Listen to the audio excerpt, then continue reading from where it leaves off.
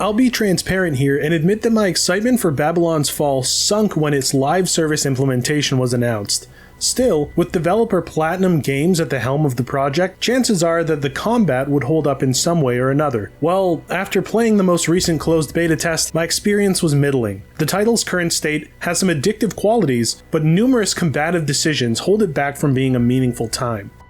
Throughout this brief closed beta test period, players could progress through several dungeons, increasing in challenge. The dungeons themselves are relatively linear, with a few side paths containing treasure and items, alongside some timed movement to avoid hazards. These inclusions are brief yet welcome light diversions in the midst of the primary gameplay element. Each dungeon has chapters, which are essentially fighting sequences between players and monsters. To be blunt, as initially engaging as it is, combat quickly grows dull and tiresome, not emitting enough individual flair or combo uniqueness to stand out. That isn't to say it's all an inherent negative, because some features like the perfect dodge maneuver and spectral attacks add noteworthy spice, yet it feels all spectacle and no substance. Furthermore, utilizing any close-range weapon feels borderline identical. For instance, using the sword and hammer was nowhere as distinct as I was hoping for it to be. Both weapons have immense animation lag, which didn't make quite as much sense to me for the sword as it did for the hammer. Further, the enemies had steep health gauges, amplifying the sense of powerlessness that came with any chosen weapon. While the intention is to replay dungeons and gradually obtain better gear, the first experience in a dungeon is somewhat miserable. Even when in your intended level range and with other players,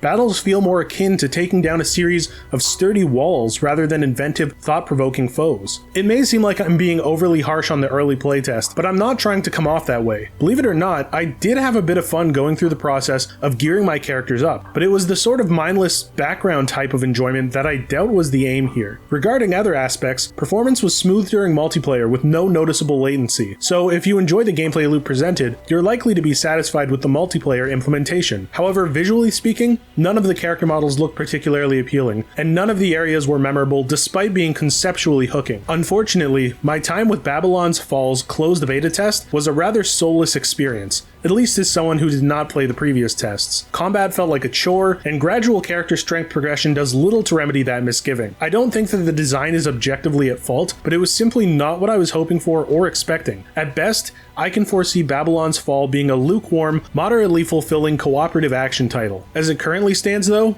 I have no interest in it. Babylon's Fall is in development for the PlayStation 4, PlayStation 5, and PC. Thanks for watching. Noisy Pixel is run by a group of gamers who work hard to deliver news, reviews, previews, and more. Please subscribe to keep up with all our future content.